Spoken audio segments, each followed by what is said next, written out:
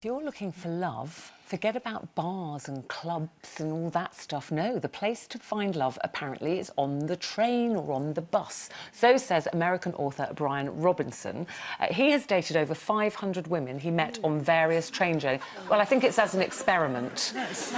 She's like, ugh. But he's now married. He's now married. I don't know if you married one of them, but he is now married. But he's written a book to help other singletons, particularly men, find love as they commute. I thought this was quite interesting. It's like, why do you have to wait until you're in a bar or, you know, out in a nightclub if you like someone sitting... I mean, how many times, be honest, have you sat opposite somebody or seen a man on the train and thought, oh, you're gorgeous? Never. You know, if I was in a bar now, I might try and kind of sidle up and engage in conversation. I have. Have you not? No. Really? No.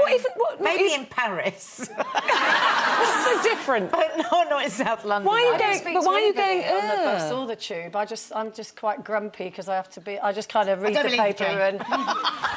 in his book, he says his first thing is on, you know, it's about going on the subway or whatever in America or on the tube, and he says, you know, first thing is you sit down beside... It's like, you haven't been on the tube in London, mate. You don't sit down. You're literally like that inside the door, trying to get into the blooming carriage in the first place. But see, I would like to see people engaging in conversation. I think the romantic train or the bus. idea of it is gorgeous, but the reality of it, knowing my luck, it'd be depends who sat down next to you and went, all right.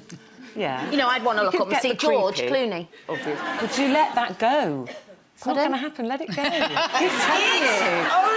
All right, I have to move on. I'll have to find someone else. But the problem is, it wouldn't be George. It'd be more like George Formby, probably. That's Can I just say, though, not the train? OK, I've got a very good friend of ours, and he was coming back. He'd been away on business on a flight, and it wasn't long before they were taking off, and the seat next to him was still empty. And you know how you think, great, I've got this empty seat next to me, and suddenly he heard huffing and puffing, and he thought, oh God. And he looked up and saw what he said, the most beautiful woman. She sat down. They engaged in conversation. They are getting married next year. They're absolutely in love. What's the difference between that? Sitting next to somebody on the train who says, gosh, lovely day, isn't it? But or that's where are you off to? That's fine because they're mutually attracted, which they would have been wherever they met. But this guy is kind of saying that he sees an attractive woman and then goes and sort of targets her. And then what he does was he goes, oh, so where are you from? And you say, I'm from, you know, Sheffield. And he goes, oh, I'm from Sheffield. And you think, no, you're not. And straight away you think, you're a liar. So why would you go on a date with somebody? But his advice is a bit yucky. But it's only the same if it was in a bar and a guy came up. Well, see, I don't think you should ever meet anyone in a bar either. How the hell did you meet your husband? How did you get your husband? I don't understand. Where did you meet? I think the best place to meet people, I think, is at work. And that's what I've always done, because you can watch them, see what they're like, listen to how they treat people, watch them on the phone, hear them talk about their mum, see if they talk about their nan, if they've got kids, you hear about what they're like. But I like men who talk about their nan. If they've got kids, I want to know how often they're taking them out. I do all of that. I do my research, and I'm not going to find that out on a train, I'm not going to find that out in a club. So no, but if you met somebody on a train, you're not going to say to them, yeah, let's get married. No, I've never find that out eventually. How's your nan? Anywhere.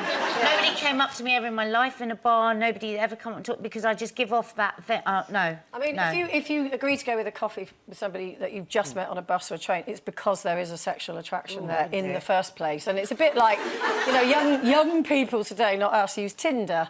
It's the same thing. You put in your local area and you can flick through and you look at all... and you think, is that a good look? Is that the kind of, you know, looks that I like? And you can... And then apparently you click... Not that I know, I'm just saying. I'm paraphrasing. Yeah, and you click, I like you, and then they look at your picture and say, I like you, and then you meet... Why? And then you meet for a coffee. Why? No, why is it the end? Well, yeah, but you're saying it's the end of romance. Yeah, I find the whole thing on the train or the bus stop or whatever so romantic, and you're saying, oh, no, well, look at the comments, Jane.